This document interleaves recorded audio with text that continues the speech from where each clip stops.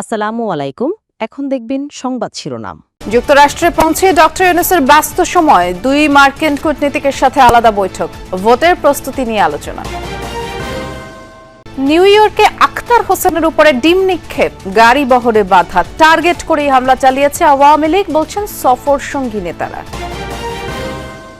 সবুজ সংকেত নয়, গঠনতন্ত্র মোতাবেক প্রার্থী দেবে বিএনপি, জানালেন রিজভী। জনবান্ধব কার্যক্রমে ভূমিকা রাখা নেতাকর্মীরা পাবেন অগ্রাধিকার।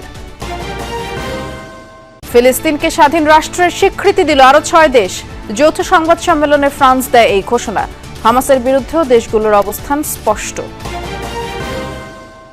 এতক্ষণ শুনছিলেন সংবাদ শিরোনাম, এখন দেখবেন বিস্তারিত। ফেব্রুয়ারিতেই অবাধ, সুষ্ঠু ও শান্তিপূর্ণ নির্বাচনের জন্য দেশ প্রস্তুত, আবারও আশ্বস্ত করেছেন প্রধান উপদেষ্টা ডক্টর মোহাম্মদ ইউনূস। জাতিসংঘের সাধারণ পরিষদের অধিবেশনে যোগ দিতে গেছেন অন্তর্বর্তী সরকার প্রধান। প্রথম দিনই নিউ ইয়র্কে দক্ষিণ ও মধ্য এশিয়ার জন্য যুক্তরাষ্ট্রের বিশেষ দূত এবং ভারতের নিযুক্ত রাষ্ট্রদূত সের্জিও গোর সাথে সাক্ষাৎ করেন তিনি, আর সেখানেই এমন আশ্বাস দেন ডক্টর ইউনূস। এর আগে বিকেলে যুক্তরাষ্ট্র পৌঁছান তিনি। জাতিসংঘের সাধারণ পরিষদের ৮০তম অধিবেশনে যোগ দিতে ২২ সেপ্টেম্বর যুক্তরাষ্ট্রের স্থানীয় সময় ৩:৩০টায় নিউ ইয়র্ক পৌঁছান প্রধান উপদেষ্টা ডক্টর মোহাম্মদ ইউনূস। তাকে স্বাগত জানান বাংলাদেশের রাষ্ট্রদূত তারেক মোহাম্মদ আরিফুল ইসলাম ও জাতিসংঘে বাংলাদেশের স্থায়ী প্রতিনিধি সালাউদ্দিন নোমান। সরকারের ৬ উপদেষ্টা সহ ১০ দিনের সফরে নিউ ইয়র্কে এসে প্রথম দিনেই ৩টি কর্মসূচি সম্পন্ন করেন প্রধান উপদেষ্টা।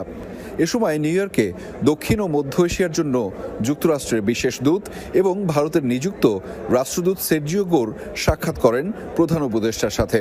সে সময় আবারও ফেব্রুয়ারিতেই অবাধ, সুষ্ঠু ও শান্তিপূর্ণ নির্বাচনের জন্য দেশ প্রস্তুত বলে আশ্বস্ত করেন অধ্যাপক ইউনূস।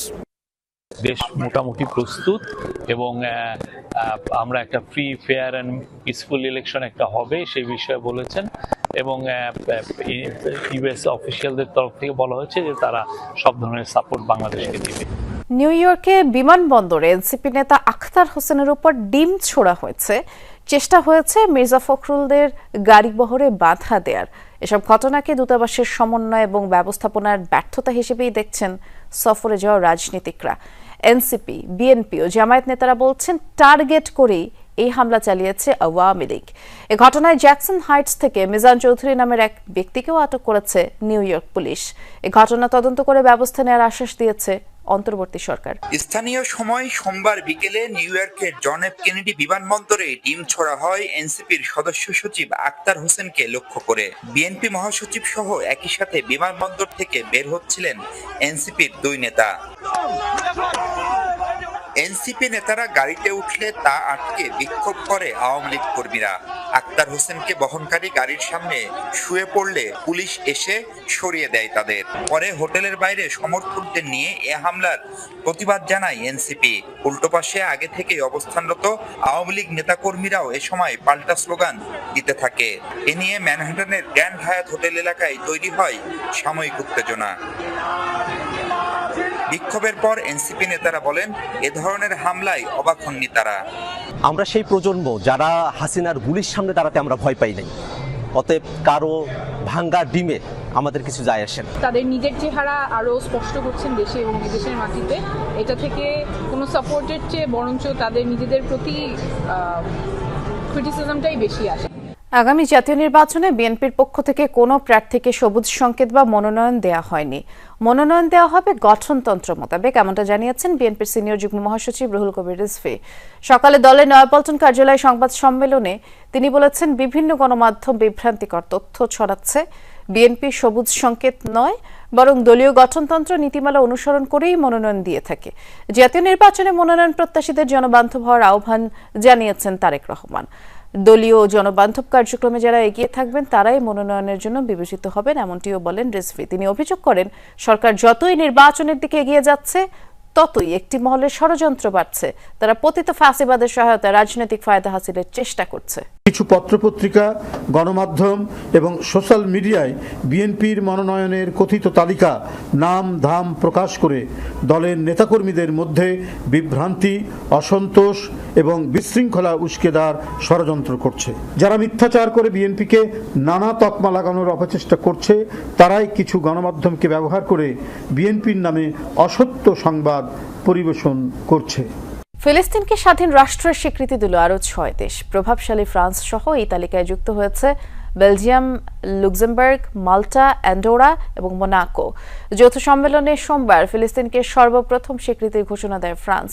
এরপরেই একে একে সিদ্ধান্ত জানায় বাকি দেশগুলো। স্বীকৃতি দিলেও হামাসের বিরুদ্ধে নিজেদের অবস্থান স্পষ্ট করেছে তারা।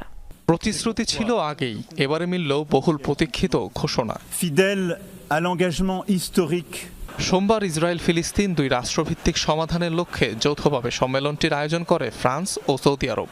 সেখানেই ফিলিস্তিনকে স্বাধীন রাষ্ট্র হিসেবে স্বীকৃতি দেয় আরও 6 দেশ। সর্বপ্রথম এই ঘোষণা দেয় ফ্রান্স। প্রেসিডেন্ট ইমানুয়েল ম্যাক্রন জানান, দুই রাষ্ট্রভিত্তিক সমাধানের আশা বাঁচিয়ে রাখতে এগিয়ে আসতে হবে সবাইকে। সময় এসেছে মধ্যপ্রাচ্যের জন্য আমার দেশের ঐতিহাসিক প্রতিশ্রুতির প্রতি অনুগত প্রকাশ করার, যা ইসরায়েলি ও ফিলিস্তিনি জনগণের মধ্যে শান্তি প্রতিষ্ঠার লক্ষ্যে। আমি ঘোষণা করছি, আজ থেকে ফ্রান্স ফিলিস্তিন রাষ্ট্রকে স্বীকৃতি দিচ্ছে।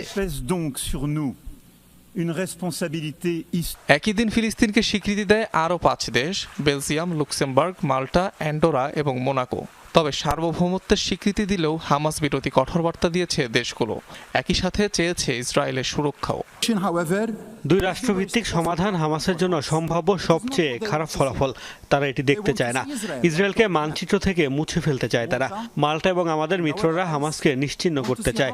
কখনোই ভুলে যাওয়া উচিত নয়, হামাস শান্তি প্রচেষ্টার বিরোধিতা করেছিল। স্বীকৃতি দানকারী দেশগুলোর এই পদক্ষেপকে স্বাগত জানিয়েছে জর্ডান সহ বেশ কয়েকটি আরব দেশ। রোববার ফিলিস্তিনকে স্বাধীন রাষ্ট্র হিসাবে একযোগে স্বীকৃতি দেয় 3 প্রভাবশালী দেশ, যুক্তরাজ্য, কানাডা ও অস্ট্রেলিয়া। পরে সে তালিকায় নাম লেখায় পর্তুগাল। এ নিয়ে ফিলিস্তিনকে স্বীকৃতি দেয়া দেশের সংখ্যা দাঁড়ালো 157-তে। পুরো বিশ্বের 80%-এরও বেশি দেশ রাষ্ট্র হিসাবে স্বীকৃতি দিলেও এখনও জাতিসংঘের পূর্ণাঙ্গ সদস্যপদ পায়নি ফিলিস্তিন। দুটি দলেরই প্রতিষ্ঠার প্রেক্ষাপট প্রায় এক। সরকারি চাকরিতে কোটা বিরোধী আন্দোলন। 2024 সালের আন্দোলনে নেতৃত্ব দেন বৈষম্য বিরোধী ছাত্র আন্দোলনের সমন্বয়করা। আন্দোলনে বিজয় এবং আওয়ামী লীগের পতনের কয়েক মাস। গত ফেব্রুয়ারিতে আত্মপ্রকাশ করে জাতীয় নাগরিক পার্টি এনসিপি। প্রচলিত বাম বা ডানপন্থার বদলে মধ্যপন্থী রাজনৈতিক দর্শনের ঘোষণা দেয় তারা, যার মূলনীতি সাম্য, ন্যায় বিচার ও সুশাসন। লক্ষ লক্ষ শিক্ষার্থী রাজপথে আন্দোলন করছে। গণ অধিকারের শুরুটা তার আগের পর্বে। 2018 সালে কোটা আন্দোলন ঘিরে গঠিত হয় বাংলাদেশ সাধারণ ছাত্র অধিকার সংরক্ষণ পরিষদ। ওই আন্দোলনের নেতারা 3 বছর পর গঠন করেন গণ অধিকার পরিষদ। আমাদের গণপদযাত্রা শুরু হবে। দুটি দলের এখনকার শীর্ষ নেতারা একসময় হেঁটেছেন এক পথে। নাহিদ ইসলাম এবং নুরুল হক নূরের নেতৃত্বাধীন দল দুটি আবারও চেষ্টা করছে এক হওয়ার। এ নিয়ে কয়েক দফা আলোচনাও করেছেন নেতারা।